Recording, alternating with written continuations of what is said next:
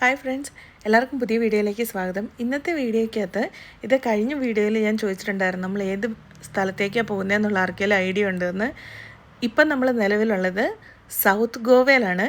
South ഗോവയിൽ നമ്മൾ എടുത്ത റിസോർട്ടിലാണ് ഇപ്പം ഉള്ളത്. രാവിലെ എഴുന്നേറ്റ് ബ്രേക്ക്ഫാസ്റ്റിന് വേണ്ടിയിട്ട് റെഡി ആയിക്കൊണ്ടിരിക്കുകയായിരുന്നു. ഇതാണ് ബ്രേക്ക്ഫാസ്റ്റ് കൗണ്ടർ. അതിൻ്റെ ഫ്രണ്ടിൽ തന്നെ അടിപൊളി ഒരു പൂളുണ്ട് കേട്ടോ. പിന്നെ അതിൻ്റെ സൈഡിലിരുന്നും നമുക്ക് കഴിക്കാം. പിന്നെ അതുകൂടാണ്ട് വീക്കെൻഡ് ആകുമ്പം അവരവിടെ പ്രോഗ്രാംസ് ഒക്കെ കണ്ടക്ട് ചെയ്യാറുണ്ട്.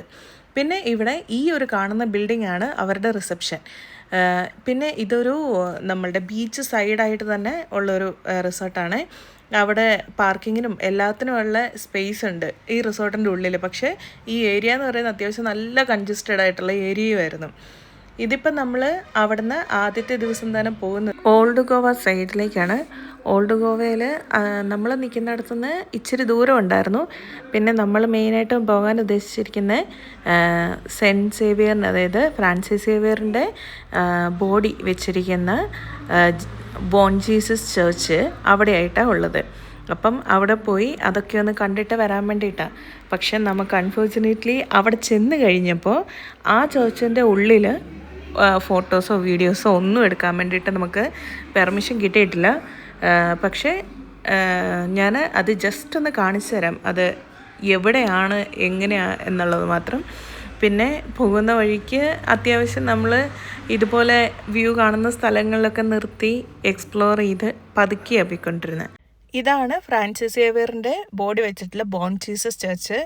അൺഫോർച്ചുനേറ്റ്ലി ഇതിൻ്റെ അകത്തൊന്നും പോയി നമുക്ക് വീഡിയോ എടുക്കാനോ ഒന്നും ഓപ്ഷൻ കിട്ടിയില്ല. അതുകൊണ്ട് ഞാൻ ജസ്റ്റ് ഇങ്ങനെ മാത്രം വീഡിയോ കാണിക്കുന്നത് കേട്ടോ. പിന്നെ നമ്മൾ ഇതിൻ്റെ പാർക്കിങ്ങിൽ ഈ സമയത്തൊന്നും എനിക്കറിയില്ല ഇതിൻ്റെ അകത്ത് വീഡിയോ എടുക്കാൻ പറ്റില്ലായിരുന്നു എന്നുള്ളത്.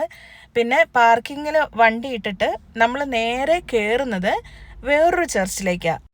ഇത് ഫ്രാൻസിസ് അസീസിൻ്റെ പേരിലുള്ള ഒരു ചർച്ചാണ്. ഇതും ഏതാണ്ട് 16,600, അതായത് 16-ാം നൂറ്റാണ്ടിലെ ആ കാലഘട്ടത്തിലെ ചർച്ച് തന്നെയാണ്. ഈ ചർച്ചും മറ്റേ ബോൺ ജീസസ് ചർച്ചില്ലേ, ഇത് രണ്ടും യുനെസ്കോയുടെ കീഴിൽ വേൾഡ് ഹെറിറ്റേജ് സൈറ്റിൽ ഉൾപ്പെടുന്ന ചർച്ചുകളാണ്.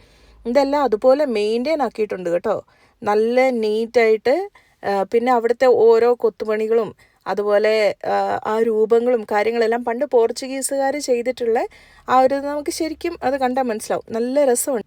ഇവിടുന്ന് നേരെ നമ്മൾ ഫ്രാൻസിസ് സേവിയറിൻ്റെ ബോഡിയുള്ള ചർച്ചിലേക്ക് പോയി. പക്ഷെ നമ്മൾ പോയ സമയത്ത് ബോഡി കാണാവുന്ന പരുവത്തിലല്ലായിരുന്നു വെച്ചിരിക്കുന്നത്, കുറച്ച് ഹൈറ്റിലാക്കി കയറ്റിയാണ് വെച്ചിരുന്നത്. പിന്നെ അവിടെ അവർ ഫെസ്റ്റിവലിൻ്റെ ടൈമിലൊക്കെ ബോഡി താഴെ എടുത്ത് വെക്കുന്ന പ്ലേസും കാര്യങ്ങളൊക്കെ നമുക്ക് കാണിച്ചു തന്നു.